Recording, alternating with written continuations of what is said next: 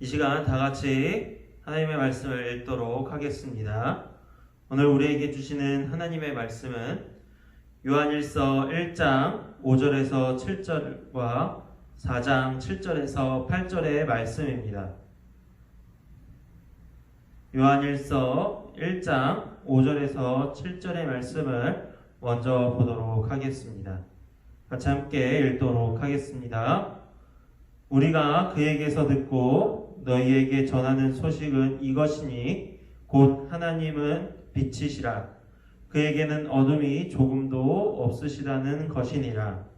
만일 우리가 하나님과 사귐이 있다 하고 어둠에 행하면 거짓말을 하고 진리를 행하지 아니함이거니와 그가 빛 가운데 계신 것 같이 우리도 빛 가운데 행하면 우리가 서로 사귐이 있고 그 아들 예수의 피가 우리를 모든 죄에서 깨끗하게 하실 것이요. 4장 7절에서 8절의 말씀 계속 읽도록 하겠습니다. 사랑하는 자들아, 우리가 서로 사랑하자. 사랑은 하나님께 속한 것이니 사랑하는 자마다 하나님으로부터 나서 하나님을 알고 사랑하지 아니하는 자는 하나님을 알지 못하나니 이는 하나님은 사랑이심이니라. 아멘. 이 시간 빛과의 사귐 그리고 사랑이라는 주제로 함께 말씀을 나눠보도록 하겠습니다. 이 시간 여기에 모인 모든 성도님들을 주님의 이름으로 환영하고 축복합니다.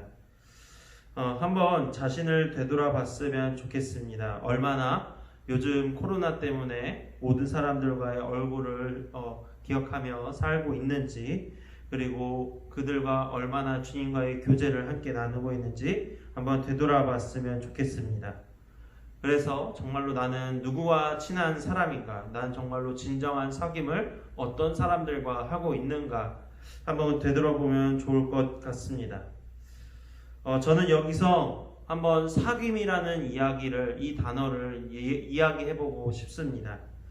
누군가의 사귐이 두터우면 두터울수록 볼 때마다 반갑고 반면 그렇지 못할 경우 무언가 어색함과 서먹함이 우리에게 밀려오게 됩니다. 그렇다면 사귐이라는 것은, 사귄다라는 이 단어의 정확한 뜻은 무엇이겠습니까? 국어사전에 보니까 사귄다는 것은 서로 얼굴을 익히고 친하게 지낸다는 것입니다. 또한 속담에 귀신도 사귈 탓이라는 말이 있다고 합니다. 이는 흉악한 성품의 사람도 사귀기에 따라서는 잘 지낼 수 있음을 비유적으로 이르는 말입니다.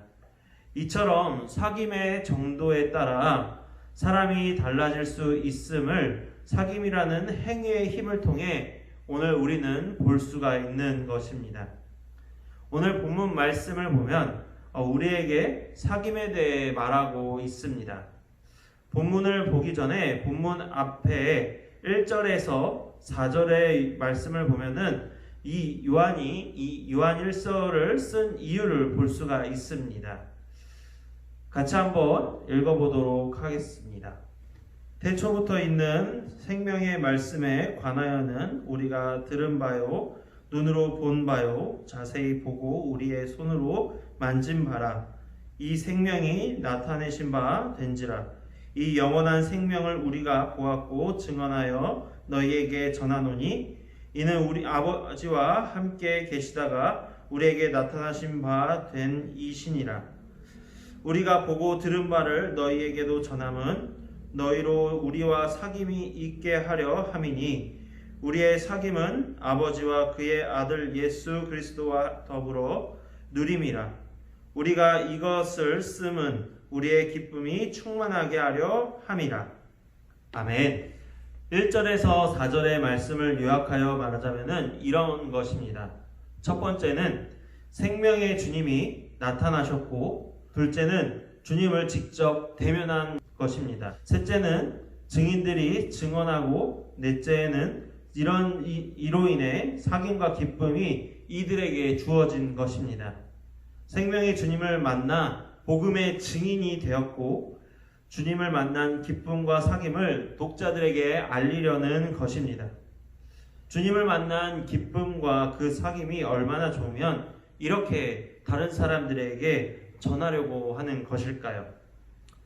요한은 자신이 그리스도를 만난 것을 이제껏 그에게 일어난 일 중에 최고의 사건으로 여겨왔습니다. 우리에게 좋은 일이 일어났을 경우 우리는 어떻게 하는지요? 즉시 우리는 전화기를 들고 누군가에게 이 소식을 알릴 것입니다.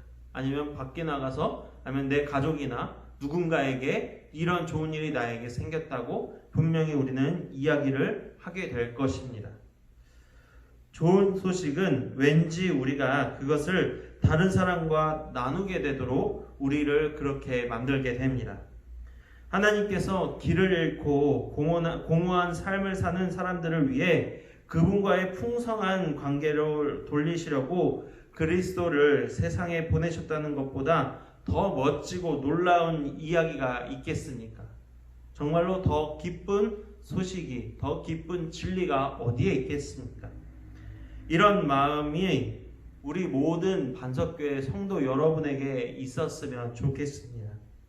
하나님의 말씀을 전하는 것에 기쁨을 가지고 또한 전도를 하시면서 이 코로나의 싸움 가운데 정말로 참된 그리스도인의 자리를 지키며 주님의 제자다운 삶을 모든 사람들에게 보이며 기쁨을 같이 누리며 사시길 바랍니다. 우리에게 다가오신 하나님을 성경은 빛이라고 말하고 있습니다.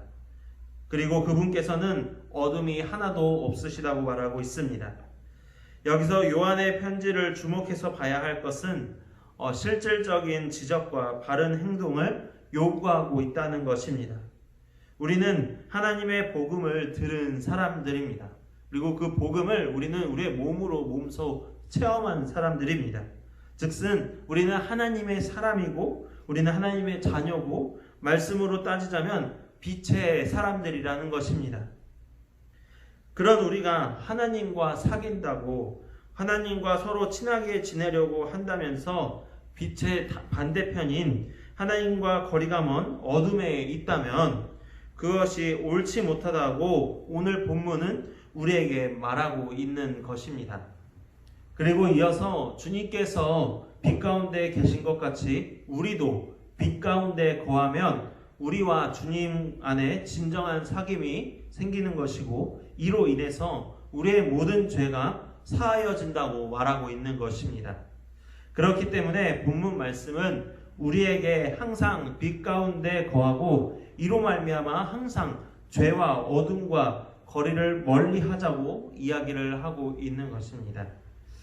오늘날 우리의 삶은 어디에 속하여져 있습니까? 빛에 속하여 빛과의 사귐을 지내고 계십니까? 아니면 어둠 속에 조금이라도 발을 두어 빠져나오지 못하고 계십니까? 자신의 삶을 스스로 한번 되새겨 보길 바랍니다. 삶 속에서 점점 힘들어지고 있는 자신의 모습을 보고 계십니까? 누군가의 관계에서 어색한 기류가 흐르고 만남이 불편해지고 그로 인해서 잘못된 생각들을 하고 계시진 않습니까? 선한목자교회의 유기성 목사님이 우리 서로 사랑하자라는 책을 쓰셨습니다.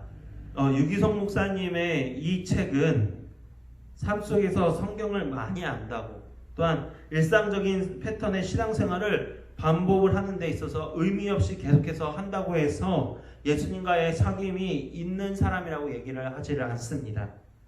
또한 삶 속에서 무언가 문제가 생기는 것이 있다면 그것은 그 문제에 대해 생각해야 할 것이 아니라 예수님과의 사귐에 문제가 있기 때문에 예수님과의 관계에 대해 생각해 봐야 한다고 말하고 있습니다.